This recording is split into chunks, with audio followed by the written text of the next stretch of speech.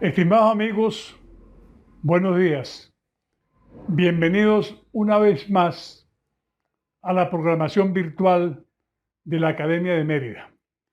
Consideramos que el programa de hoy es especial. En primer lugar, por el título del trabajo a presentarse. El autor lo ha denominado Caso Guyana, Venezuela en la Corte Internacional de Justicia. Y en segundo lugar, porque además del tema que interesa a todos los venezolanos, el expositor es el doctor Héctor Faúndez, miembro de la Academia Nacional de Ciencias Políticas y Sociales de Venezuela y uno de los grandes conocedores de la problemática de la Guyana Exequiba, la cual conoce con plena objetividad. Además, él es un distinguido intelectual con una formación de gran profundidad sobre sus áreas del conocimiento. Efectivamente, él es miembro de la Academia de Ciencias Políticas y Sociales de Venezuela. Es profesor titular de Derecho Internacional Público en la Universidad Central. Es abogado, licenciado en Ciencias Jurídicas y Sociales de la Universidad de Chile, diplomado en Derecho Internacional y Comparado de los Derechos Humanos en la Universidad de Estrasburgo, Francia, máster en Leyes de la Universidad de Harvard, doctor en Filosofía en el King's College de la Universidad de Londres. Y ha tenido importantes publicaciones. Los libros son los siguientes: Introducción al estudio de las organizaciones internacionales, Administración de Justicia y Derechos Internacionales de los Derechos Humanos, Aspectos Jurídicos de la Libertad de Expresión y los Límites en la Libertad de Expresión. Autor de más de 100 artículos publicados en revistas nacionales e internacionales. Por nuestra parte, al observar el título, hemos creído conveniente introducir el tema estableciendo algunos parámetros temporales que permitirán con seguridad apreciar con mayor objetividad y con mayor criterio crítico lo que el doctor Faúndez va a exponer. En primer lugar, digamos lo siguiente: Venezuela se conforma como Capitanía General en 1777. Al conformarse como Capitanía General, esa capitanía tenía un límite, tenía un territorio determinado. En 1810, Venezuela se independiza y, por supuesto, su territorio era el territorio que tenía la Capitanía General, basándose en el principio internacional del derecho romano de utis possidetis juris, es decir, así como lo poseíste legalmente, lo poseerás. Todo pasa así en calma hasta que un poco más tarde, en 1899, se da el laudo arbitral de París. Ese laudo arbitral fue fraudulento para satisfacer las aspiraciones de Inglaterra sobre los territorios totales de Guyana.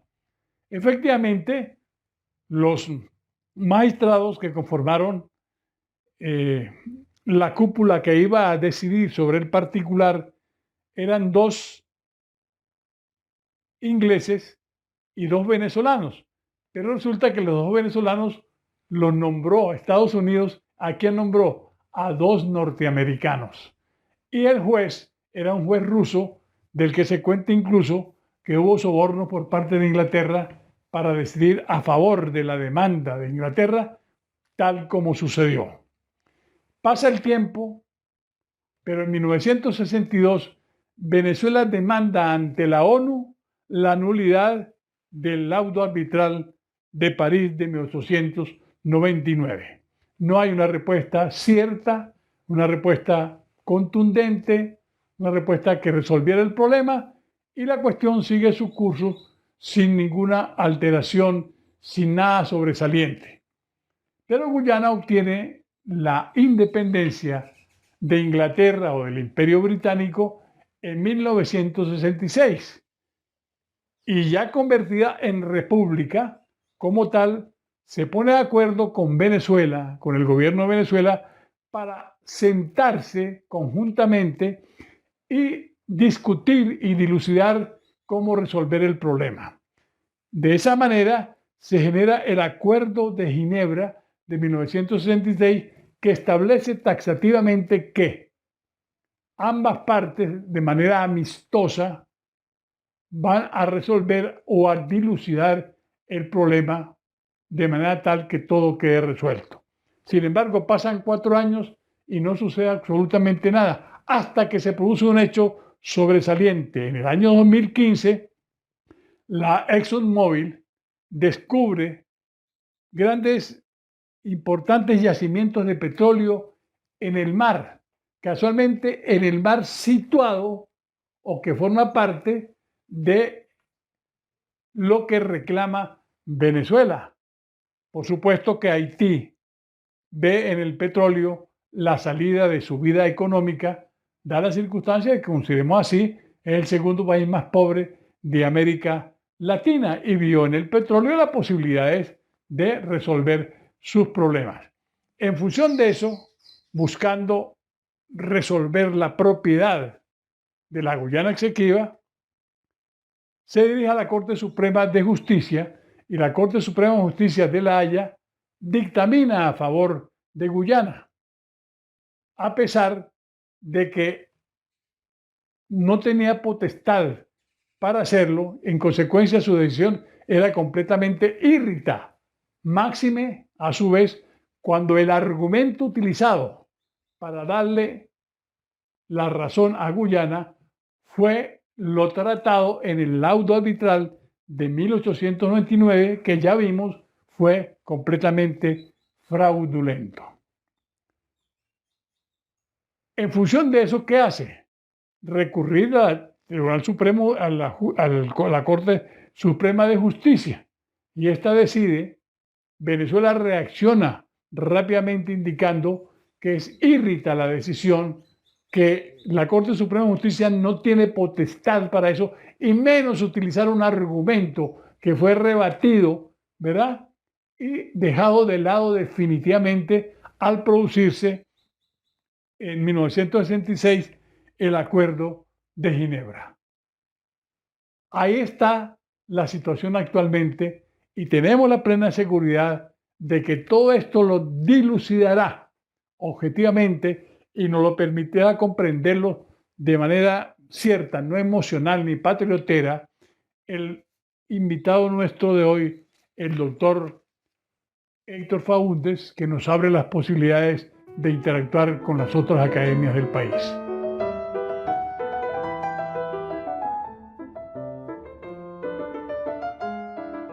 Buenos días, buenas tardes. En primer lugar, quiero agradecer a la Academia de Mérida la gentileza que ha tenido al invitarme a compartir con ustedes algunas reflexiones en torno a la controversia entre Venezuela y Guyana por el territorio del Esequibo. Se trata probablemente de una de las controversias más interesantes en el derecho internacional. Tal vez esa sea la visión particular de quien les habla, como consecuencia de tener su corazón puesto en el lado de una de las partes en la controversia. No me voy a remontar demasiado atrás, entre otras cosas por el tiempo que se me ha concedido para esta intervención. Dejo los antecedentes más remotos de este conflicto para los historiadores, pero sí debo señalar que esta última fase, esta última etapa de la controversia ha comenzado en marzo de 2018 con la demanda introducida por Guyana en contra de Venezuela para que la Corte Internacional de Justicia determine que el laudo arbitral dictado el 3 de octubre de 1899, en el caso del Esequibo, es válido y que por lo tanto tiene que hacerse efectivo. Desde mucho antes de que se presentara la demanda, Venezuela ha insistido en que la Corte Internacional de Justicia carece de competencia para conocer de este caso. Por lo tanto, eso fue tal vez uno de los primeros argumentos esgrimidos por la parte venezolana. Cuando se le notificó la demanda, Venezuela envió sendas cartas a la Secretaría de la Corte para los efectos de negar la jurisdicción de la Corte. Posteriormente, cuando fue notificada del procedimiento, Venezuela hizo llegar el 18 de noviembre de 2018, 2018, un memorándum acompañado de un anexo en el cual expone sus razones y sus argumentos para los efectos de señalar que la Corte carece de competencia para conocer de este caso. Por consiguiente, lo primero que tuvo que hacer la Corte fue pronunciarse sobre este elemento, sobre la circunstancia de si ella posee o no jurisdicción para conocer del caso. Para esos efectos, se convocó a una audiencia a las partes, a la cual Venezuela no compareció, y el 18 de diciembre pasado la Corte dictó su sentencia determinando que ella es competente para conocer del caso. A partir de ese momento se entró ya en el procedimiento sobre el fondo, de tal manera que cualquier alegato por parte de Venezuela y que insista en la tesis de que la Corte carece de competencia no tiene ningún efecto útil, carece de todo valor, no es relevante. Ese es un asunto que ya fue decidido por la Corte. Y cualquiera que sea la actitud de Venezuela de ahora en lo sucesivo, el procedimiento va a seguir adelante. La Corte ya fijó los plazos para presentar los memoriales de Guyana y en la contramemoria de Venezuela. Y en su momento la Corte convocará a las partes a una audiencia y después de eso, en su oportunidad, la Corte procederá a dictar una sentencia. ¿Qué es lo que puede estar planteado, sin embargo, entre tanto? ¿Cuáles son las opciones de Venezuela?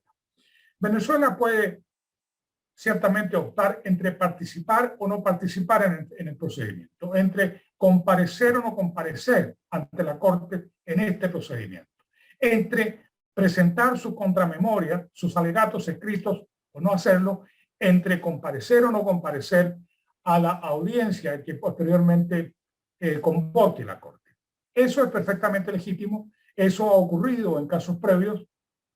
Tal vez el más notable sea la demanda introducida por los Estados Unidos en contra de Irán, en el caso de los rehenes en Teherán en el año 1979-1980, cuando Irán, como el Estado demandado, simplemente se negó a comparecer en el procedimiento, no participó en ninguna fase del procedimiento. La Corte dictó su sentencia y determinó que Irán era responsable por la violación de la Convención de Viena sobre las relaciones diplomáticas y la Convención de Viena sobre las relaciones consulares.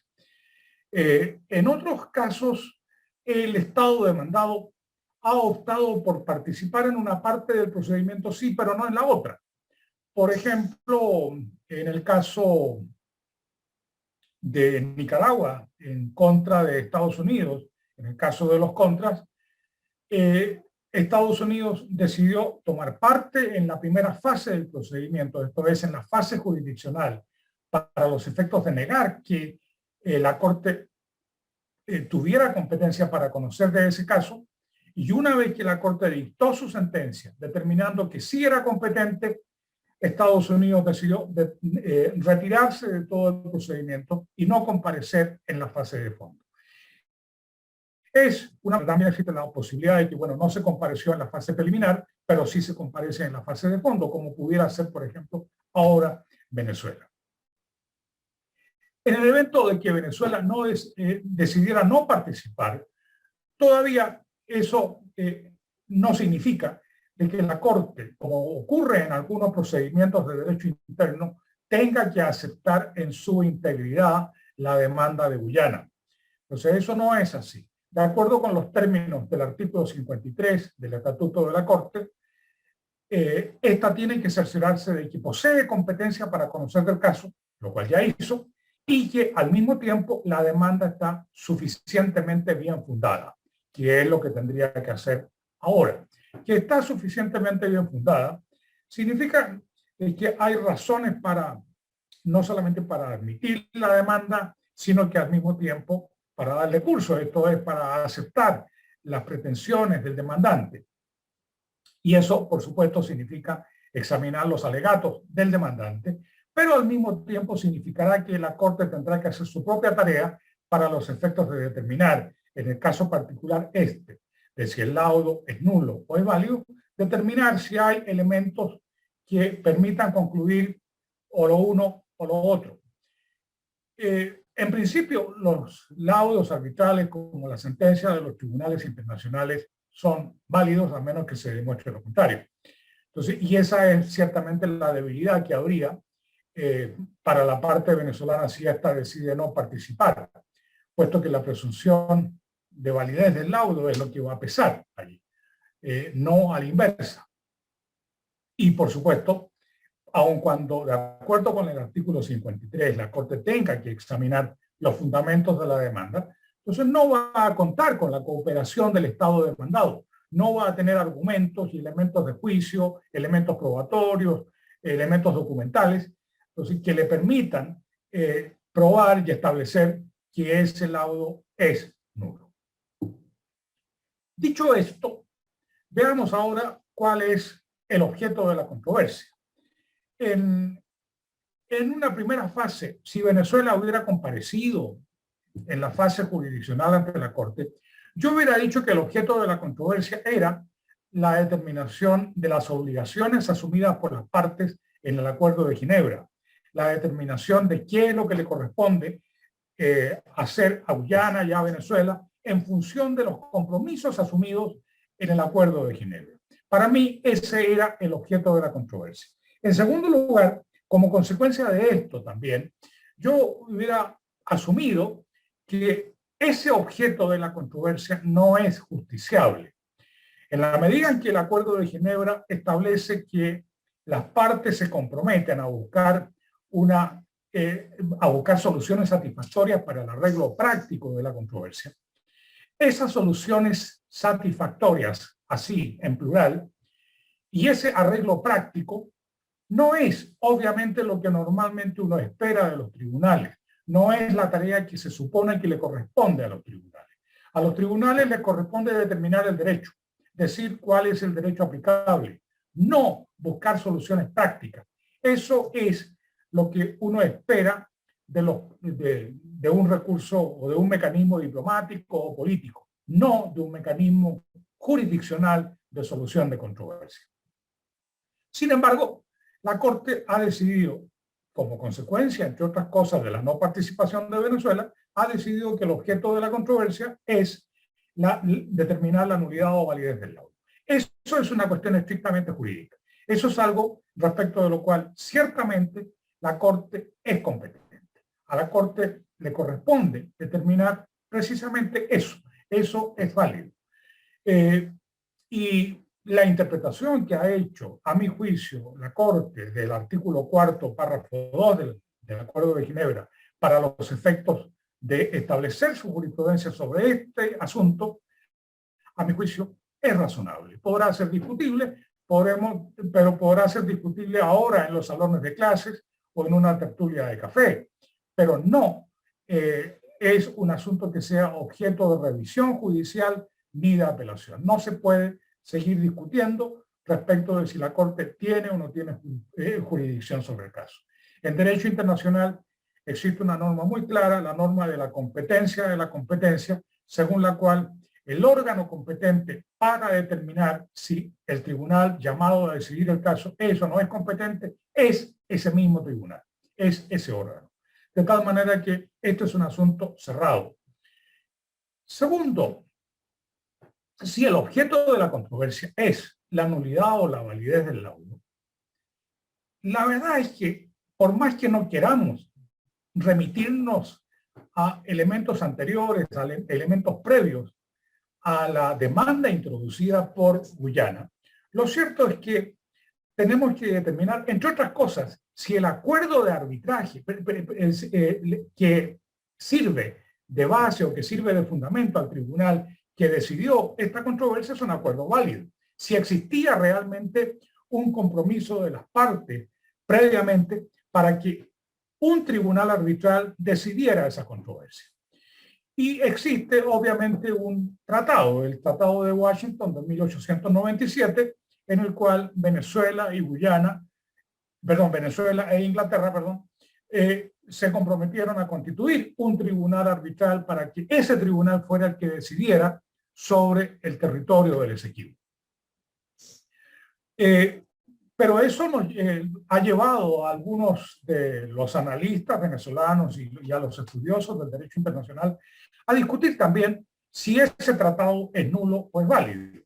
Se ha señalado que ese tratado sería nulo, entre otras cosas, porque Venezuela nunca participó en la negociación del mismo.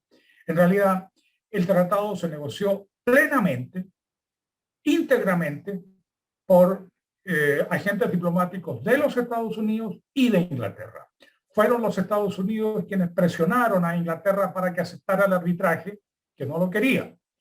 Pero fue también Estados Unidos quien presionó a Venezuela para que aceptara el tratado de arbitraje en los términos que había convenido Estados Unidos.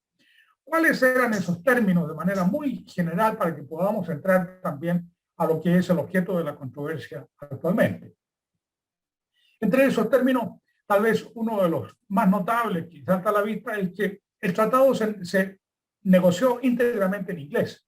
No hay una versión en castellano del Tratado de Washington de 1897, lo cual rompe con la práctica seguida en derecho internacional. En derecho internacional, previamente los tratados se negociaban en una lengua común, que era ya sea el latín o después el francés hasta el término de la Primera Guerra Mundial.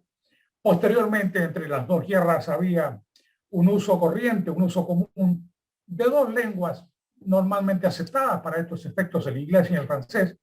Después de eso, después del término de la Segunda Guerra Mundial, lo que se utiliza es el idioma de los estados partes en el tratado, o el idioma acordado por ellos, o dos idiomas. Y si se trata de un tratado multilateral, varios idiomas. Por ejemplo, la Carta de Naciones Unidas está suscrita en 5 idiomas: inglés, francés, ruso, chino y castellano. Posteriormente se ha agregado también el árabe. Pero lo que llama la atención en el caso de el Tratado de Washington es que hay una sola versión, la versión en inglés. ¿Por qué? Porque se negoció en solo un idioma. Entonces, menciono esto simplemente así, no quiero entrar más en detalle sobre lo que esto significa en términos de derecho internacional. Simplemente lo menciono y es, repito, una consecuencia de que haya sido negociado por Estados Unidos y no directamente por Venezuela. Segundo, uno observa en este tratado de que se nombra un tribunal arbitral integrado por 5 árbitros, en donde 2 serían designados por la parte británica, 2 serían designados por la parte venezolana y un quinto que sería escogido por los 4 árbitros seleccionados en la forma ya indicada. El problema es que respecto de tanto los árbitros ingleses como los venezolanos se designan de una vez en el mismo tratado. Y respecto de los ingleses determinan quiénes van a ser sus árbitros.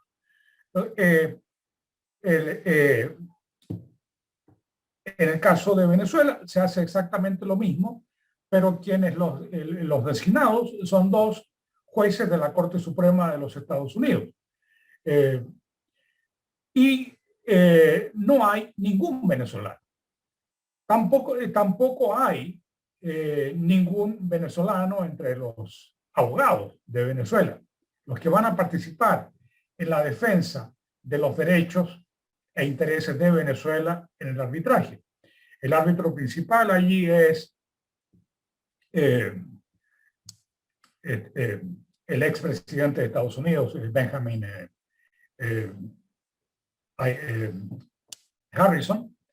En segundo lugar está Story Y en tercer lugar, un abogado muy joven en esa época, que me imagino que tendría unos 27, 28 años, eh, y que tenía la particularidad de que hablaba castellano y que se había especializado en temas latinoamericanos, el señor Severo Malepeos.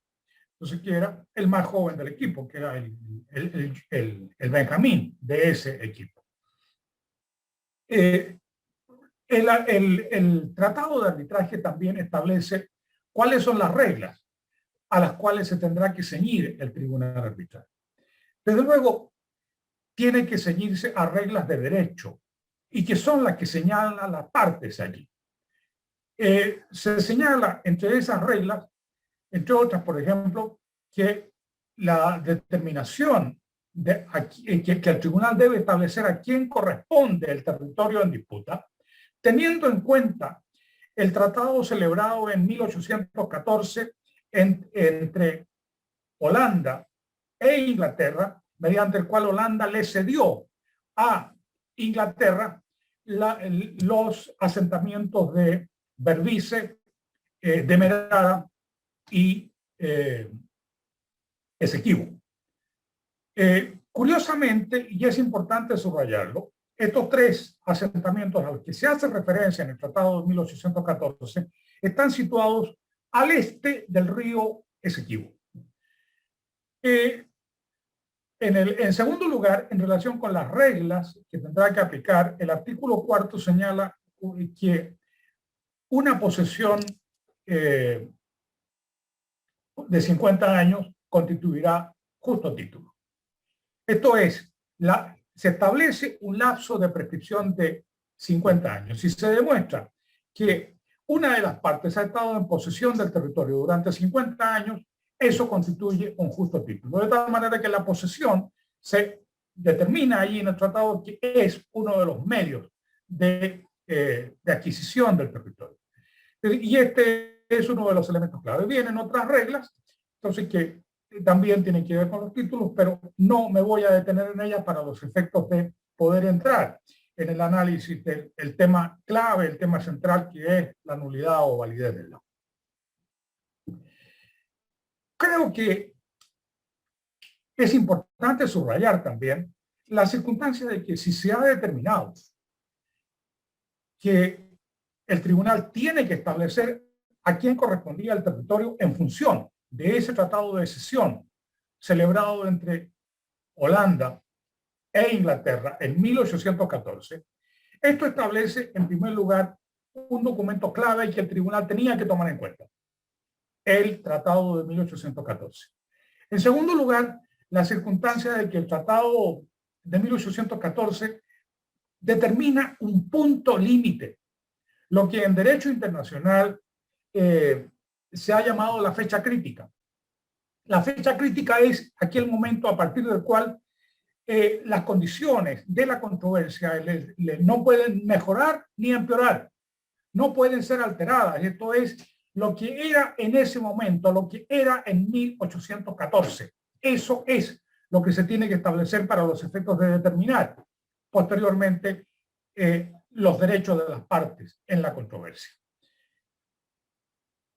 En segundo lugar, entre ese momento, 1814, cuando Inglaterra adquiere, como consecuencia de las guerras napoleónicas en las cuales Holanda se había situado al lado de Francia y resultó perdedora, y significó esto que Inglaterra le impusiera la cesión de determinados territorios, tanto en el continente europeo como fuera del continente europeo, incluyendo la región del Esequibo.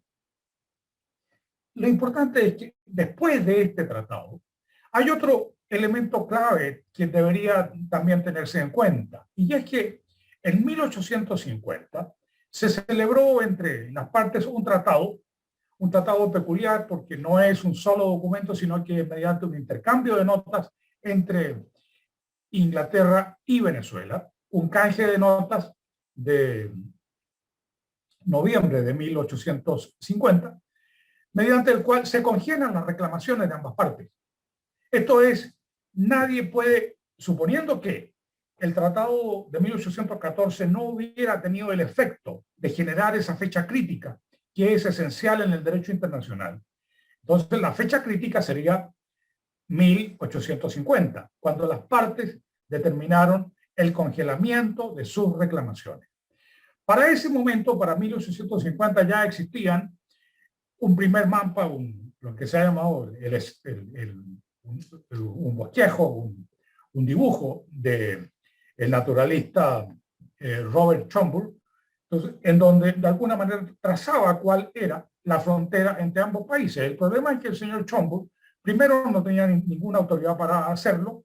Segundo, tampoco era una persona calificada para hacerlo. Él era un naturalista, él podía de alguna manera dibujar por dónde pasaban determinados ríos, dónde había un monte o una montaña, entonces dónde había una planicie, pero no podía, no tenía la calificación técnica, ni tampoco la calificación jurídico-política para determinar una frontera. Él hizo un primer borrador de lo que era ese mapa y a partir de eso, entre 1839 y 1940, el gobierno británico lo contrata para que vuelva a la región del Esequibo y haga esta vez otro mapa. Y esta vez Trumbull de alguna manera corrige su mapa anterior y es lo que determina la reclamación, corrige su mapa anterior corriendo la frontera hacia el lado occidental, esto es hacia el lado venezolano, hacia el lado occidental del río Esequibo. Y esto es lo que de alguna manera habría tenido que tenerse en cuenta en 1850. Esa segunda reclamación que traía la frontera cada vez más acá, cada vez más hacia el occidente del Esequibo. Pero lo interesante es que en el laudo arbitral que se dicta en 1899, no se hace ninguna referencia ni al Tratado de 1814 entre Holanda y Gran Bretaña, ni tampoco al intercambio de notas, al canje de notas que había ocurrido en 1850 entre Inglaterra y Venezuela. No se hace ninguna referencia tampoco a cuál es la fecha crítica. ¿Es 1814 o es 1850? Probablemente podría uno decir también, no, bueno, mire, no es ni la una ni la otra, sino que es la fecha en que se aprobó el Tratado de Washington. Esto es el 2 de febrero de 1897.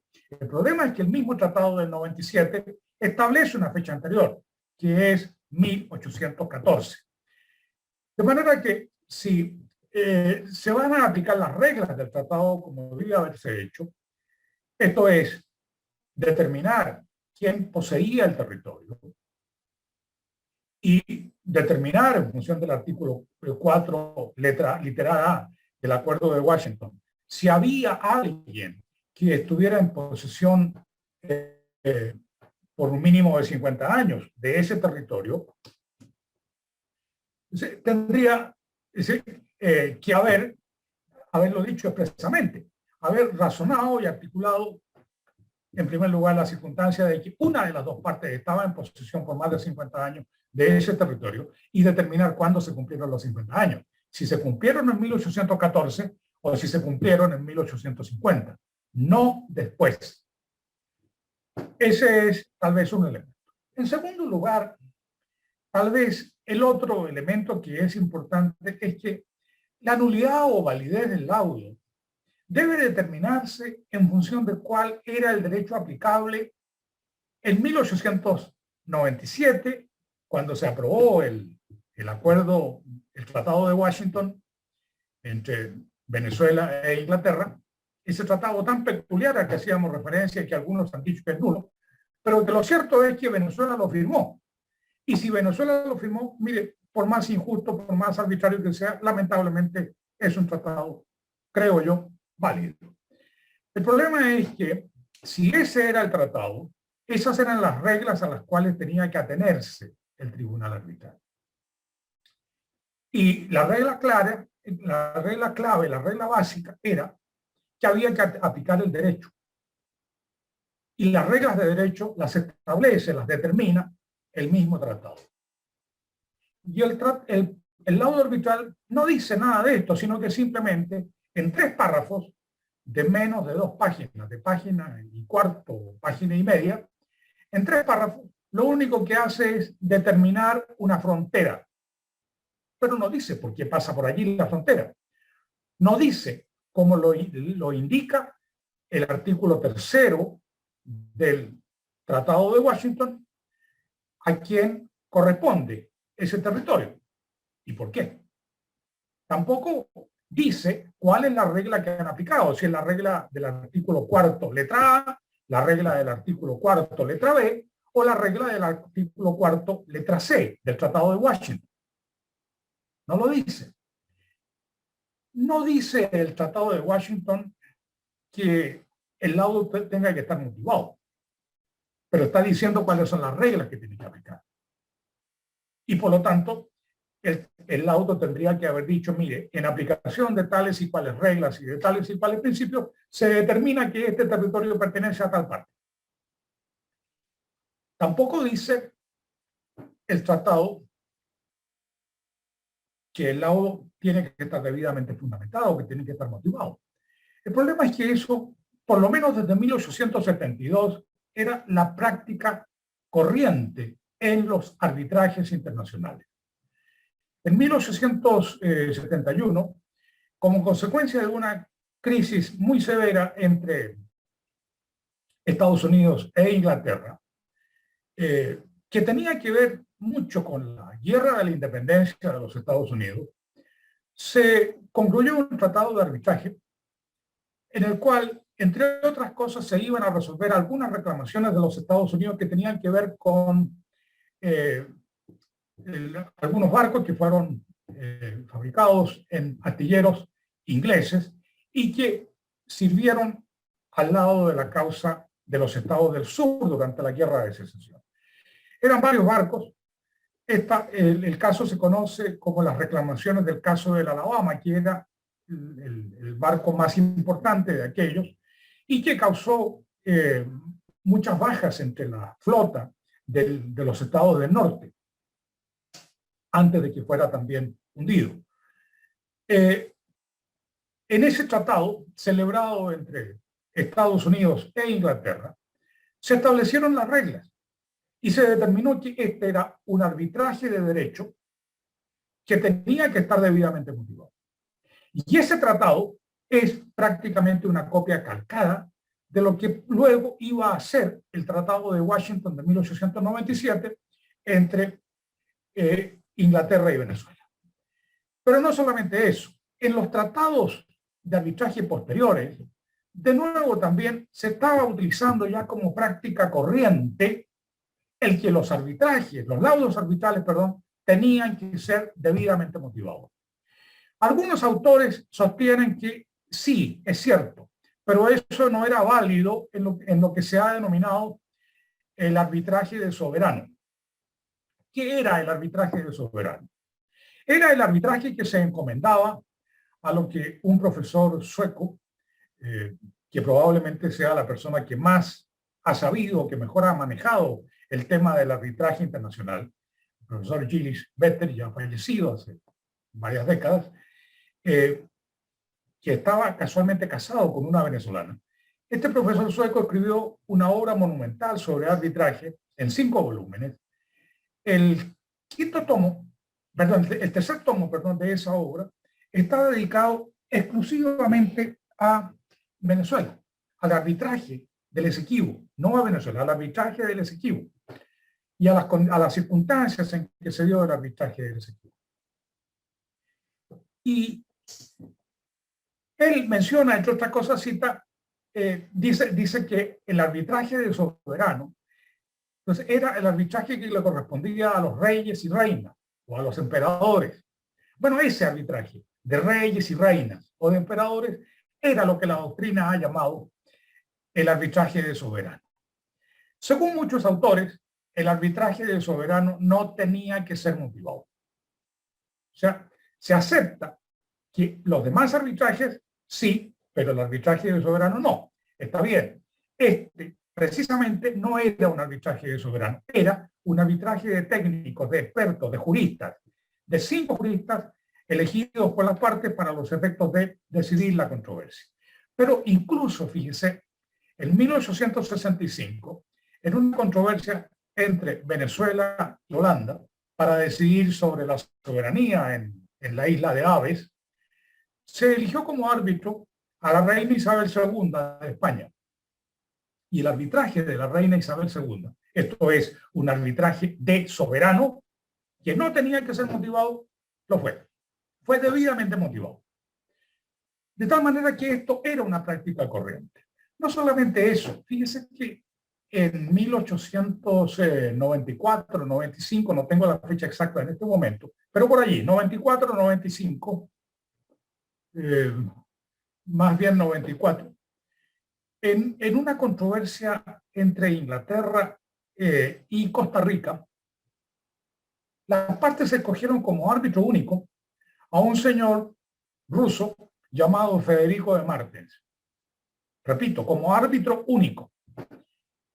Esto era el caso a decidir, era uno de un barco pesquero de bandera inglesa, llamado el Costa Rica Packet.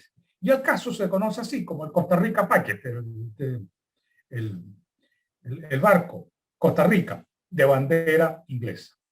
Ese arbitraje, fallado por el árbitro único, señor Federico de Martens, está suficientemente motivado.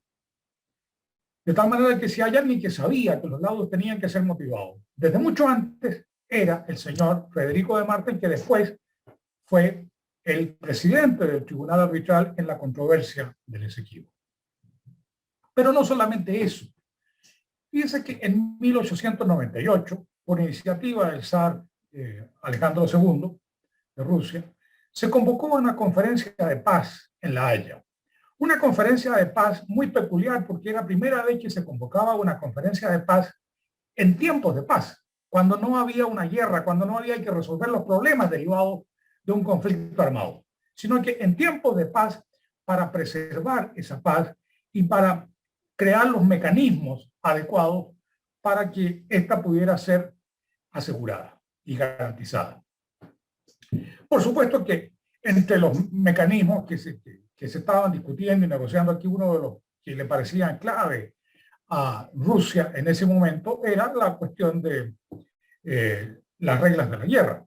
Pero había otra. El arbitraje internacional, planteado en ese momento como un arbitraje obligatorio, que las partes tuvieran que ir obligatoriamente a arbitraje en caso de conflicto. No se llegó a ese acuerdo del arbitraje como un mecanismo obligatorio, pero sí como un mecanismo previamente concertado para las partes que convinieran en el tratado que se estaba negociando. Y se aprobó en julio, el 29 de julio de 1899, esto es meses antes de la aprobación del laudo de París, que es del 3 de octubre de 1899, se aprobó una convención de La Haya sobre solución de controversias, sobre solución pacífica de controversias internacionales. En ese tratado, uno de sus artículos, el artículo 53, si no me equivoco, señala que un laudo arbitral debidamente dictado es obligatorio para las partes. Produce cosa juzgada y es obligatorio para las partes. Un laudo debidamente dictado produce cosa juzgada y es obligatorio.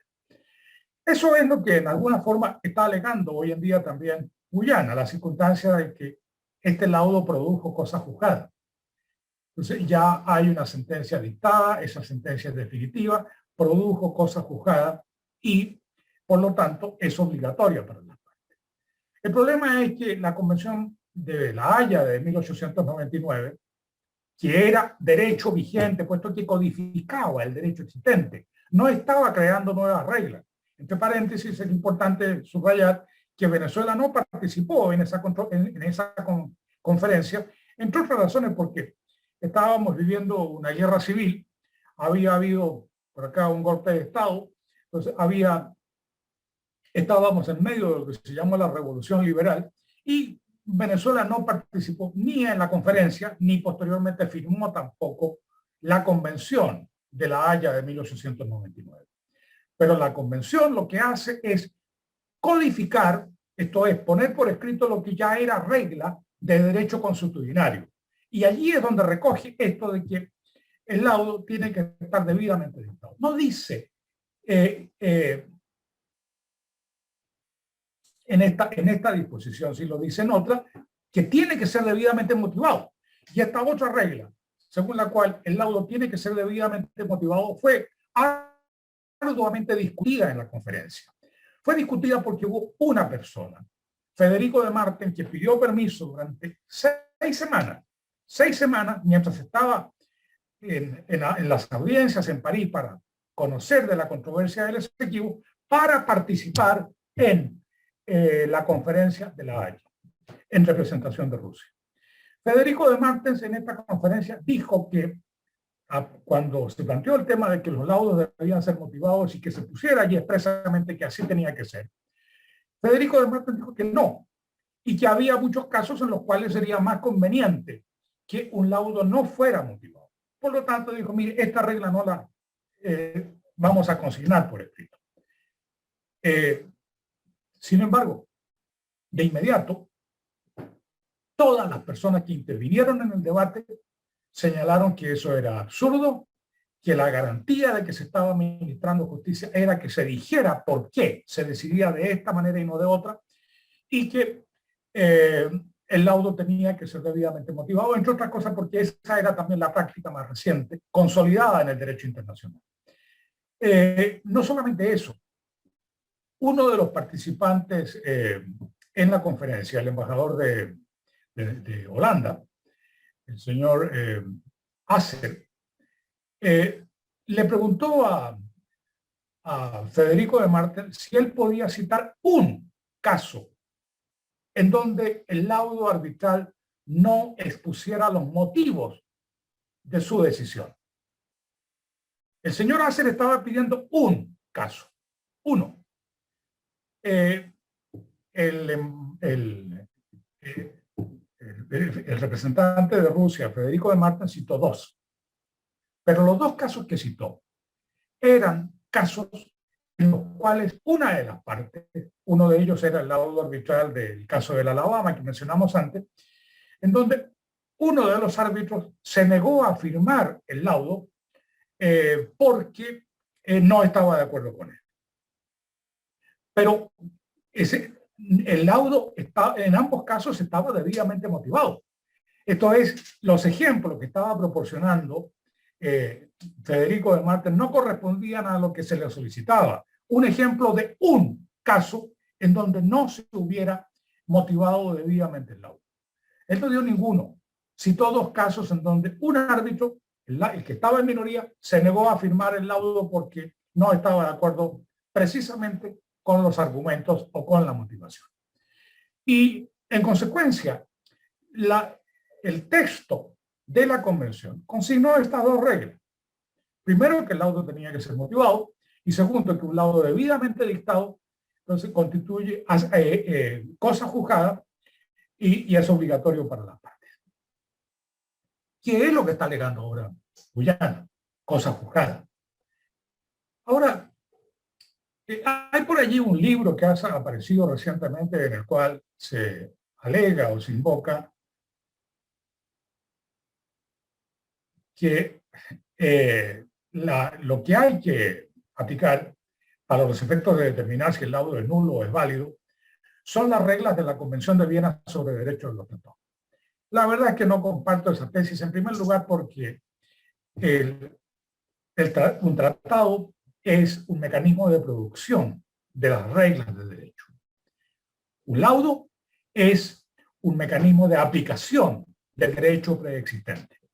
Un tratado es generado, es producido por las mismas partes, que son los destinatarios de la norma. Un laudo arbitral es la determinación de un tercero independiente e imparcial. Son cosas distintas. La Convención de Viena sobre Derechos de los Tratados se aplica a tratados, no a laudos. De tal manera que las reglas sobre nulidad del laudo arbitral serán otras, no serán estas. ¿Qué es lo que pasa? Que no están codificadas. a diferencia de lo que ocurre con las causales de nulidad de los tratados. Pero tenemos a los tratadistas, a la doctrina de los publicistas, que señala distintas causales de nulidad. En primer lugar, se suele señalar el exceso de poder. Esto es que el árbitro se exceda en las facultades que se le otorgaran para los efectos de determinar que el laudo, para los efectos de determinar los derechos de las partes. Dos, que el laudo decida de manera inmotivada, esto es arbitrariamente, caprichosamente. Entonces, si lo hace así, entonces el laudo es nulo, según los árbitros. Y se suele destacar también, por parte de algunos, la circunstancia de que la falta de motivación es una causal de nulidad del laudo. El problema es que la falta de motivación también puede ser una consecuencia de lo otro, del exceso de poder. En el caso que nos ocupa, yo creo que tenemos una mezcla de todo esto. Hay, desde luego, un exceso de poder cuando los árbitros no se atienen a las condiciones pactadas por las partes, cuando los árbitros no aplicaron las reglas previamente establecidas por las partes. El artículo 3, el artículo 4 del Tratado de Washington. Segundo, cuando no hay un respeto absoluto de las reglas acordadas por las partes, cuando el laudo no está motivado, cuando el laudo carece de motivación, cuando no se explica por qué se están aplicando tales o tales reglas. De tal manera que entonces, hay razones suficientes para sostener que el laudo es nulo. No quisiera extenderme mucho en cuanto a las causales específicas de nulidad del laudo, en este caso particular, entre otras cosas porque tampoco nos corresponde a nosotros facilitarle la tarea al gobierno de Guyana, que el 8 de marzo próximo tendrá que presentar un escrito de un memorial argumentando su caso. Entonces tal vez deberíamos esperar a que ellos digan su palabra y nosotros podremos decir por qué el laudo es nulo, pero en todo caso ya he señalado, creo que suficientemente las razones que asisten a Venezuela en relación con este caso. No quisiera aburrirlo, no quisiera extenderme más, quiero simplemente agradecerles a ustedes la paciencia que han tenido para escucharme. Muchas gracias.